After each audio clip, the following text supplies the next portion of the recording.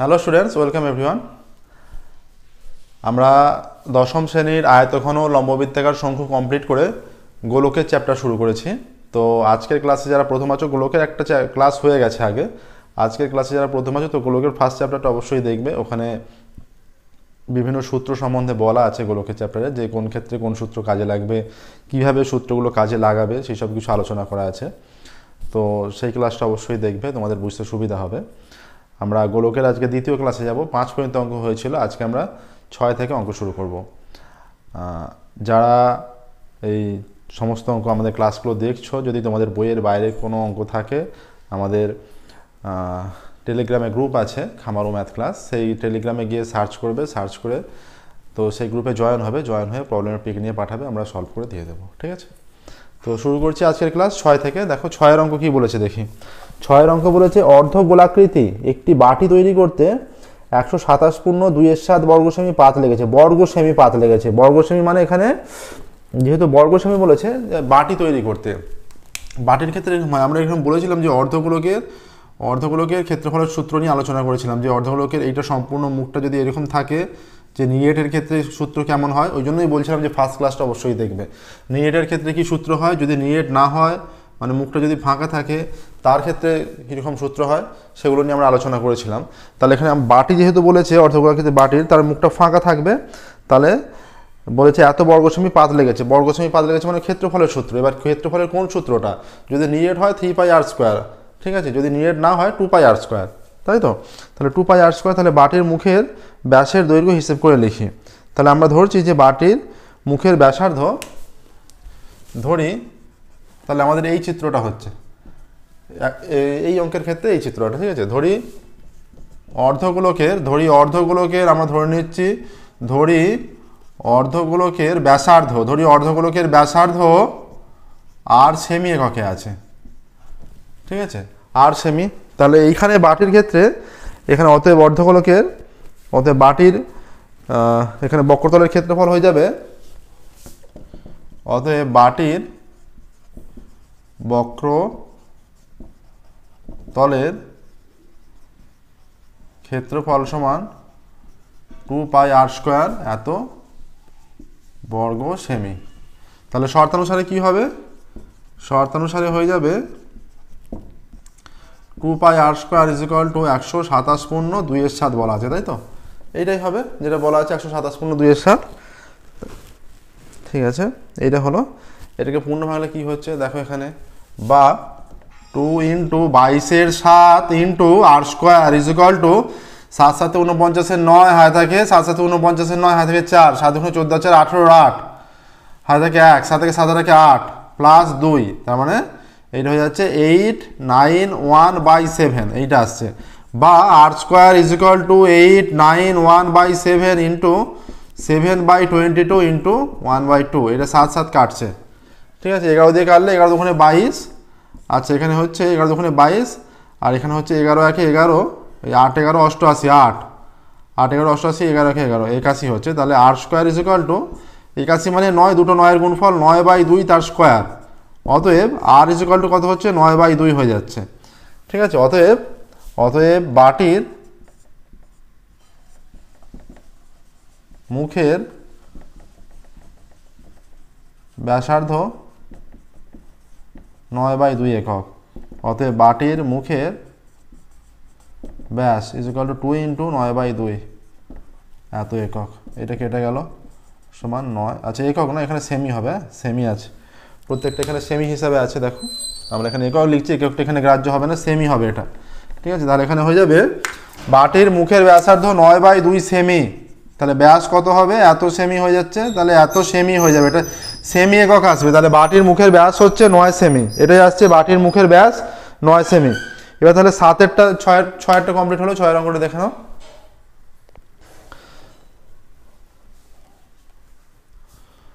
7এরটা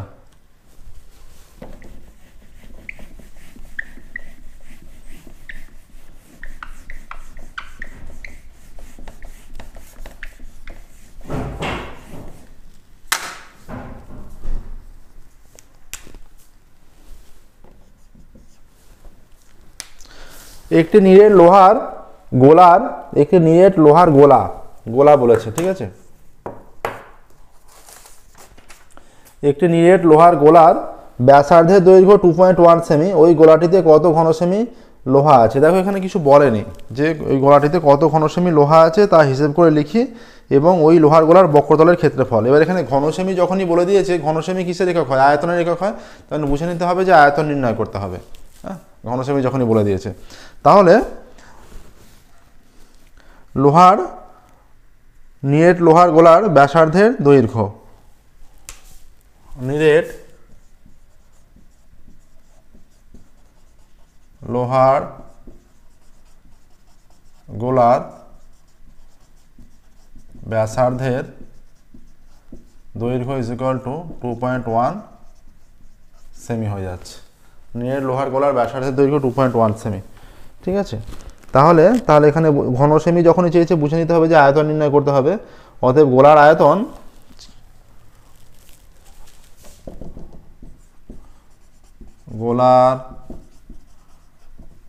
কত? 4/3 pi r cube. 4/3 পাইয়ের মান 22/7, আর cube মানে হচ্ছে 2.1 তার কিউব, এত ঘন সেমি। তাহলে এককে মিলছে, ঘন সেমি হচ্ছে। তাহলে 4/3 ইন্টু 22/7 ইন্টু 2.1, পয়েন্ট হলো 10, তাহলে আবার 21/10, আবার 21/10, এত ঘন সেমি হচ্ছে। 3 7 21, 7 7 7 কেটে গেল, ঠিক আছে। এইটা আসছে। তাহলে এবার 21 ইন্টু 21 আর 4/22, 21 আর 88 গুণ করতে হবে। তাহলে এখানে হয়ে যাচ্ছে 1000, আর 4/22 88 হচ্ছে 21 21 21 21 21 1 21 21 দোকানে 42, 1 4 4 ইন্টু 441, এত ঘন সেমি হচ্ছে, ঠিক আছে। তাহলে এটা সিম্পলিফাই করলে কত হবে? এটা সিম্পলিফাই করলে, এটা গুণ করলে কত আসে? 441 আর 88। এটা 8 একে 8, 4 8 32, 2 হাতে 3, 4 8 32 আর 3 35, আর এখানেও আসবে 3528। এটা 8 8 2 10 0 হাতে 1, 5 2 7 রেখে 8, 5 3 8 3 হয়ে যাচ্ছে 38808/1000, এত ঘন সেমি ইজ ইকুয়াল টু 38.808 ঘন সেমি। তাহলে এত ঘন সেমি লোহা আছে, ঠিক আছে। গোলাটিতে এত ঘন সেমি লোহা আছে। অতএব গোলাটিতে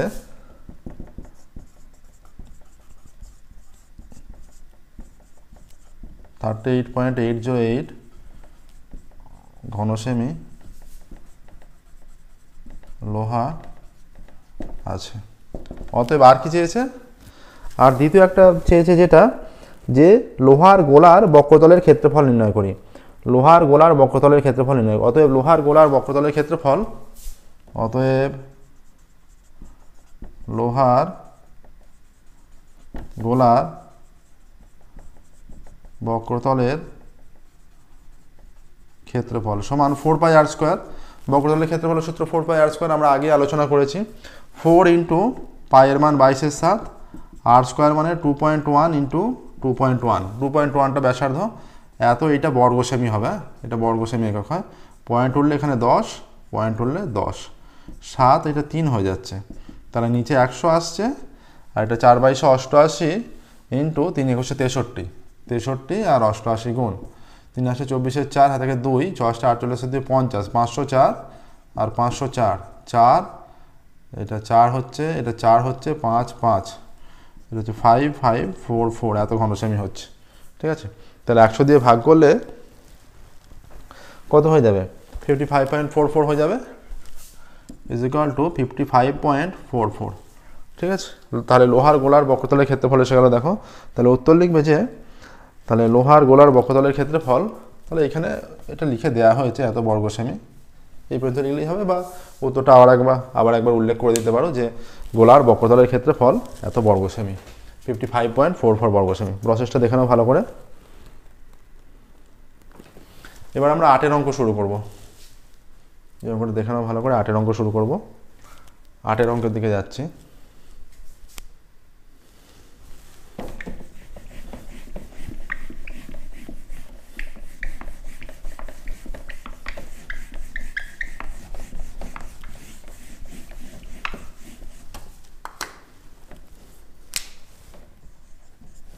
8 কি বলেছে 8 এর অঙ্ক? একটি নিরেট সিসার গোলকের ব্যাসের দৈর্ঘ্য বলা আছে।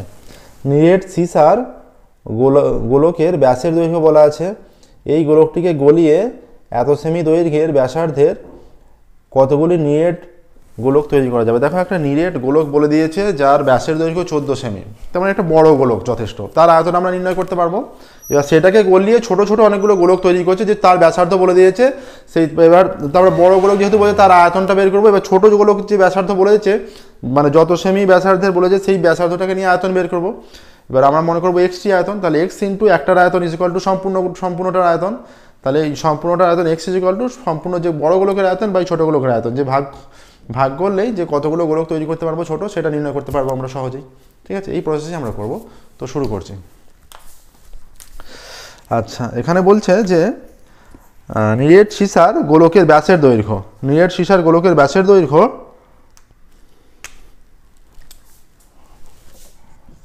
নিরেট সিসার গোলকের ব্যাস ইজ ইকুয়াল টু 14 সেমি।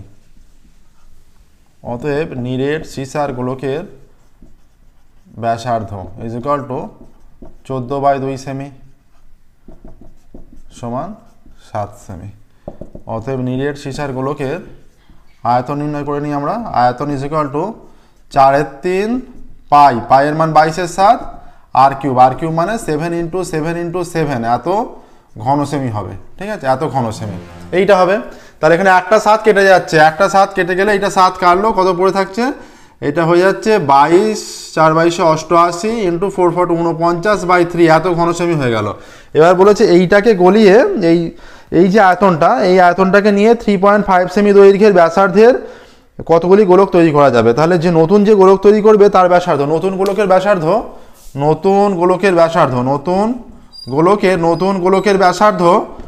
গোলকের ব্যাসার্ধ হয়ে যাচ্ছে ইজ ইকুয়াল টু 3.5 সেমি। নতুন গোলকের ব্যাসার্ধ 3.5 সেমি। অতএব নতুন গোলকের আয়তন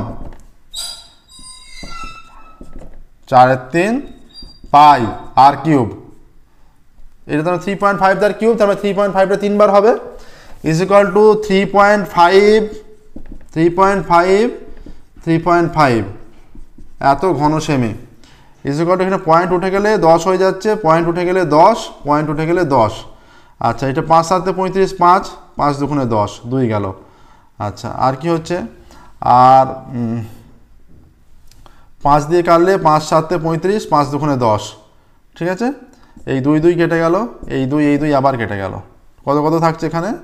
এখানে থাকছে 22 × 7 × 35 / 3 × 30 এত ঘন সেমি। ঠিক আছে, এইটা হচ্ছে।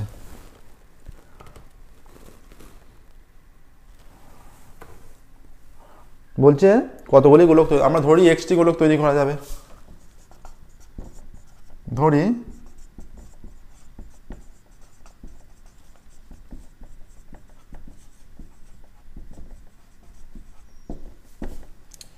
এক্সটি গোলক তৈরি করা যাবে শর্তানুসারে। তাহলে এক্সটি গোলক তৈরি করলে একটার আয়তন এতগুলো, তাহলে এক্সটার আয়তন এক্স ইন্টু এইটা,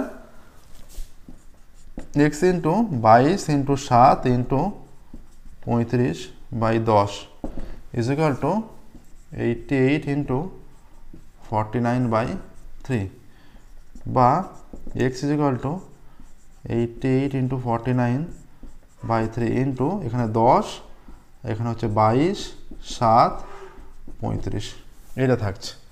ঠিক আছে, এখানে আরেকটু কেটে দেওয়া যেত, 5 দিয়ে 7 হতো একটা, 2টা 11 দিয়ে কাটলে কেটে যেত। যাই হোক, এখানে কেটে নিচ্ছি। এটা 4 × 22 = 88, 4 হলো। ঠিক আছে, 5 দিয়ে কাটলে 5 × 2 = 10, 5 × 7 = 35, 7 × 7 = 49, এই 7 কেটে গেল।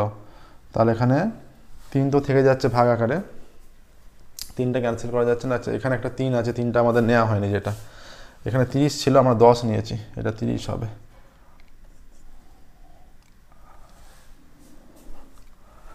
এটা 30 হবে। 5 দিয়ে কাটলে 5 × 6 = 30 হবে। এটা 6টা কেটে গেলে 2 হয়ে যাচ্ছে, তাহলে 8 হচ্ছে এক্স এর মান, বা এক্স ইজ ইকুয়াল টু 8 হয়ে যাচ্ছে। ঠিক আছে, তাহলে উত্তর লিখবে যে 8টি গোলক তৈরি করা যাবে, 8টি নতুন গোলক তৈরি করা যাবে। অতএব 8টি নতুন গোলক তৈরি করা যাবে, এটাই উত্তর লিখবে। 8টি নতুন গোলক তৈরি করা যাবে, ঠিক আছে, এটাই উত্তর হবে।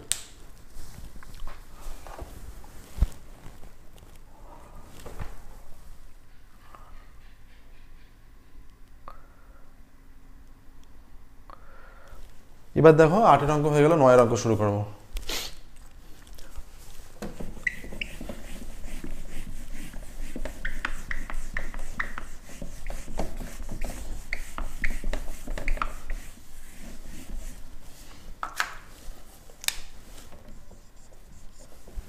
নয়ের অঙ্ক শুরু করছি। কি বলেছে নয়ের অঙ্ক? 3 সেমি, 4 সেমি, 5 সেমি দৈর্ঘ্যের ব্যাসার্ধে 3টি নিরেট তামার গোলক গলিয়ে একটি নিরেট বড় গোলক তৈরি করা হলো। বড় গোলকটির ব্যাসার্ধের দৈর্ঘ্য হিসেব করি। তাহলে বড় গোলকের ব্যাসার্ধ নির্ণয় করতে বলেছে, বড় গোলকের ব্যাসার্ধ। হ্যাঁ, 3টে নিরেট গোলককে গলিয়ে একটা বড় গোলক তৈরি করেছে, তার ব্যাসার্ধ নির্ণয় করতে হবে। তাহলে 3টি গোলকের ব্যাসার্ধ যথাক্রমে 3 সেমি, 4 সেমি, 5 সেমি। তাহলে 3 সেমি ব্যাসার্ধ বিশিষ্ট গোলকের আয়তন আমরা একবার শুরু করছি এখান থেকে, যে 3 সেমি ব্যাসার্ধের গোলকের আয়তন, 3 সেমি ব্যাসার্ধের গোলকের আয়তন সমান 4/3 পাই আর কিউব, মানে 3 কিউব, এত বর্গ সেমি। আয়তন ঘন সেমি হবে, এটা এত ঘন সেমি, সমান এটা হয়ে যাবে 4/3 পাই, 4/3 পাই, 3 3 9, 3 9 27, এত ঘন সেমি। আচ্ছা, 4 সেমি ব্যাসার্ধের গোলকের আয়তন, এইটা হয়ে যাবে 4/3 পাই 4 কিউব, এত ঘন সেমি। ঠিক আছে, এটা হয়ে যাচ্ছে 4/3 পাই 4 4 16, 4 16 64, এত ঘন সেমি। ঠিক আছে, আর 5 সেমি বলে দিয়েছে। 5 সেমি ব্যাসার্ধের গোলকের আয়তন কত? 4/3 পাই, এটা 5 কিউব, এত ঘন সেমি, ইজ ইকুয়াল টু 4/3 পাই 5 5 25, 5 25 125 ঘন সেমি। এইটা 3টি গোলকের পৃথক পৃথকভাবে আয়তন নির্ণয় করা হলো। এবার 3টি গোলকের মোট আয়তন কত হবে? অতএব 3টি গোলকের মোট আয়তন সমান 4/3 pi into 27 plus 4/3 pi into 64 plus 4/3 pi into 125, যোগফল হলো এত ঘন সেমি। 3টে যোগফল হবে, 3টার পৃথক পৃথকভাবে আয়তন নির্ণয় করেছে, আয়তন নির্ণয় করে যোগফল হয়েছে। ইজ ইকুয়াল টু এখান থেকে আমরা যদি 4/3 পাই কমন নেই, হয়ে যাচ্ছে 27 প্লাস 64 প্লাস 125, এত ঘন সেমি। তাহলে যোগ করলে কত হবে? এটা 4/3 পাই ইন্টু, এটা 6 হচ্ছে, 4 5 9 7 16, 6 হাতে 1, 2 হাতে 3, 6 3 9, 9 আর 2 11, 1 হাতে 1, 11 2, এত ঘন সেমি হচ্ছে। ঠিক আছে, আমরা ধরছি যে বড় গোলকের ব্যাসার্ধ হবে, ধরি বড় গোলকের ব্যাসার্ধ, আমরা ধরে নিচ্ছি বড় গোলকের ব্যাসার্ধ হবে, আমরা আর ধরছি। হ্যাঁ, আর এখানে সেমি একক আছে, সেমি একক নেব। তাহলে যার ব্যাসার্ধ আর সেমি, তার আয়তন কত? অতএব বড় গোলকের আয়তন is equal to 4/3 pi r cube, এত ঘন সেমি হয়ে যাবে। হলো, এইটা হলো, দেখো তাহলে এইটা নিয়েই এই আর সেমি ব্যাসার্ধ বিশিষ্ট গোলক তৈরি করা হচ্ছে। তাহলে এইটার আয়তন সমান হবে। ঠিক আছে, এবার দেখো আমরা একটু ওপরের দিকটা ক্যালকুলেশনটা করছি, একটু মুছে নিয়ে। শর্ত অনুসারে কি হবে?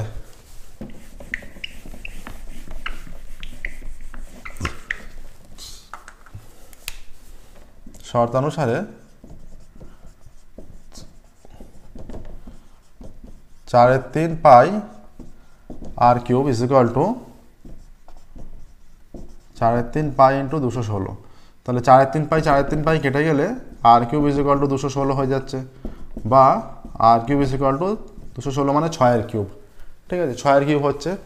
অতএব আর ইজ ইকুয়াল টু 6 হয়ে যাচ্ছে, আর ইজ ইকুয়াল টু 6। তাহলে এখানে কি চেয়েছে যে বড় গোলকের ব্যাসার্ধের দৈর্ঘ্য হিসেব করে লিখি। অতএব বড় গোলকের ব্যাসার্ধের দৈর্ঘ্য উত্তর হবে অতএব বড় গোলকের ব্যাসার্ধের দৈর্ঘ্য 6 সেমি। এটাই উত্তর হবে, বড় গোলকের ব্যাসার্ধের দৈর্ঘ্য 6 সেমি। দেখে নাও প্রসেসটা, বড় গোলকের ব্যাসার্ধ 6 সেমি।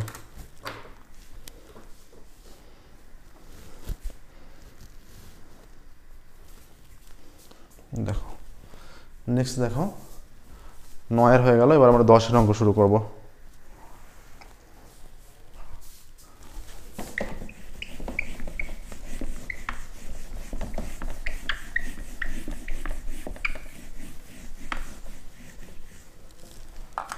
বলছে যে একটি অর্ধগোলাকৃতি গম্বুজের ভূমিতলের ব্যাসের দৈর্ঘ্য, ভূমিতলের ব্যাস বলা আছে 42 ডেসিমি, তাহলে সেখান থেকে ব্যাসার্ধ নির্ণয় করতে হবে, 21 ডেসিমি হবে। ঠিক আছে, গম্বুজটির উপরিতল রং করতে প্রতি বর্গ মিটার, আবার এখানে মিটারের নিয়ে গেছে, প্রতি বর্গ মিটার হিসাবে টাকা চাইছে, তার মানে মিটার এককে নিয়ে গিয়ে মানটা নির্ণয় করতে হবে। ঠিক আছে, তাহলে প্রতি বর্গ মিটার 35 টাকা হিসাবে কত খরচ পড়বে। আমরা আগে বলি গম্বুজ কীরকম হয়। ধরো ভূমির ওপর এইরকম ত্রিভুজাকৃতি কোনো কিছু আছে, জাস্ট একটা উদাহরণ দিচ্ছি আমরা, এইরকম আছে ধরো ভূমির ওপর এইরকম। ঠিক আছে, এইটা হচ্ছে মানে এই যে তলটা আছে এটার ভূমির ওপর চাপানো আছে, তার মানে এই তলটার উপর কিছু রং করতে হচ্ছে না, রং করবে ভূমিতলের, তার মানে এই বাইরের দিকগুলো রং করতে হবে। গম্বুজ যেটা হয় যে ভূমির ওপর থাকছে, তার মানে ভূমির ওপর যেহেতু আছে এই তলটা তো চাপা আছে, মাটির ওপর আছে, ওই তলটা কিছু রং আর করতে হচ্ছে না, মানে রং করতে হবে বলেছে। ঠিক আছে, তাহলে আমাদের কি করতে হবে, বক্রতলের ক্ষেত্রফল নির্ণয় করতে হবে নিশ্চয়ই। তেমন এই ধারটা নির্ণয় করতে হবে, যে এই 4 ধারটার ক্ষেত্রফল, টোটাল মিলিয়ে ক্ষেত্রফলটা কত হচ্ছে। ঠিক আছে, এইটা নির্ণয় করতে হবে। তাহলে গম্বুজ মানে হচ্ছে এটাই, তাহলে অর্ধগোলাকৃতি গম্বুজ বলেছে, তাহলে অর্ধগোলাকৃতি গম্বুজের ভূমিতলের ব্যাস, অর্ধগোলাকৃতি গম্বুজের ভূমিতলের ব্যাস সমান 42 ডেসিমি। অতএব অর্ধগোলাকৃতি গম্বুজের ভূমিতলের ব্যাসার্ধ সমান 42/2 এত ডেসিমি সমান 21 ডেসিমি। এবার যেটা চেয়েছে দেখো, এখানে বলেছে যে প্রতি বর্গমিটার এর উপরিতল রং করছে, উপরিতল মানে এই চারিদিকটা রং করছে, এই চারিদিকটা রং করছে, তার মানে বক্রতলের ক্ষেত্রফল নির্ণয় করতে হবে। এবার বক্রতলের ক্ষেত্রফল যে নির্ণয় করবে, এখানে প্রতি বর্গ মিটারে খরচ বলেছে, তাহলে আমাদের মিটার এককে নিয়ে আসতে হবে। তাহলে 21 ডেসিমিটার মানে ডেসিমিটারকে মিটারে আনতে হলে কি করতে হয়, 10 দিয়ে ভাগ করতে হয়, ইজ ইকুয়াল টু 2.1 মিটার হয়ে গেল। এত মিটার হলো। অতএব অর্ধগোলাকৃতি গম্বুজের বক্রতলের ক্ষেত্রফল, সমগ্রতল হবে না কারণ এইটা ভূমির উপর চাপা আছে। ঠিক আছে, তাহলে বক্রতলের ক্ষেত্রফল is equal to 2πr² formula, 2π into, আচ্ছা একবারে মান বসে গেছি, 2 × 22/7 ইন্টু 2 × 22/7 ইন্টু r², মানে 2.1 এর স্কোয়ার, এত বর্গ মিটার হবে। প্রত্যেক জায়গায় একক, ক্ষেত্রফলের ক্ষেত্রে বর্গ মিটার বর্গ সেমি, আর আয়তনের ক্ষেত্রে ঘনমিটার ঘন সেমি যেমন একক থাকবে।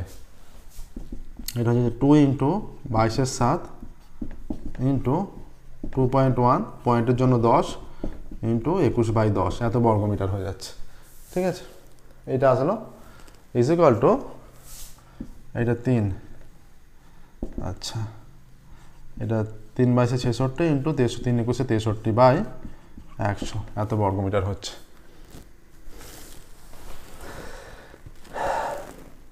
এইটা আসছে, যদি আমরা সিম্পলিফাই করে নিই এটা কত হবে, 63 × 66, 318 থেকে 1, 636 থেকে 37, 378, এটাও একই হবে। 8 8 সাথে 15 5 থেকে 1, 7 থেকে 10 থেকে 11 থেকে 1, 3 থেকে 4, তাহলে 4158 হচ্ছে, এইরকম আসছে। নিচে 100 আছে, 2πr²। ঠিক আছে, 2.1, 2 × 22/7 ইন্টু 2.1 2.1 একটা কেটে দিয়েছি আমরা 7 দিয়ে, 3 7 21, নিচে 10 ইন্টু 10, দুটো 10 পড়ে আছে।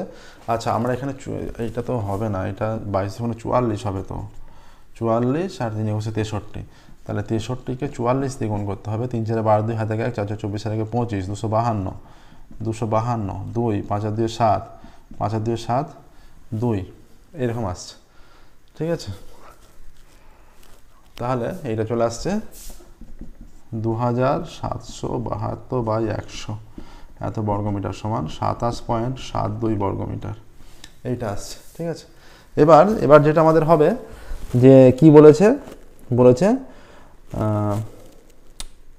প্রতি বর্গমিটার 35 টাকা হিসাবে গম্বুজটির উপরিতল রং করতে কত খরচ পড়বে। অতএব রং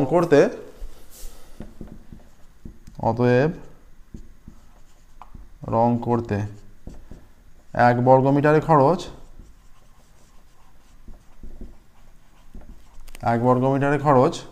35 টাকা, আর 27.72 বর্গমিটারে খরচ 35 ইন্টু 27.72 টাকা, ঠিক আছে। এইটা 27.72কে 35 দিয়ে গুণ করতে হবে, কত টাকা খরচ হবে। এটা গুণটা তোমরা সিম্পলি করবে, সিম্পলি করে যেটা মান আসবে সেটাই। এটা 27.72 35, 5 দুগুণে 10 0 হাতে থেকে 1, 5 7 35 থেকে 36 6 হাতে থেকে 3, 5 7 35 3 38 8 হাতে থেকে 3, 5 10 3 13, এইটা আসছে। 3 দুগুণে 6, 3 7 21 1 হাতে থেকে 2, 3 7 21 2 23 3 হাতে থেকে 2, 3 দুগুণে 6 6 2 8, 0 6 6 12 2 হাতে থেকে 1, আর এখানে 9 রেখে 10 0 হাতে থেকে 1, 3 3 6 রেখে 7 9, দুটো সংখ্যা 970.20, ঠিক আছে। এইটা আসছে ইজ ইকুয়াল টু 970.20 এত টাকা, ঠিক আছে। তাহলে উত্তর লিখবে যে গম্বুজটির কি বলেছে উপরিতল রং করতে, অতএব গম্বুজটির উপরিতল রং করতে 970 এত টাকা খরচ হবে। এটাই দেখে নাও, গম্বুজটির উপরিতল রং করতে এত টাকা খরচ হবে। ওকে,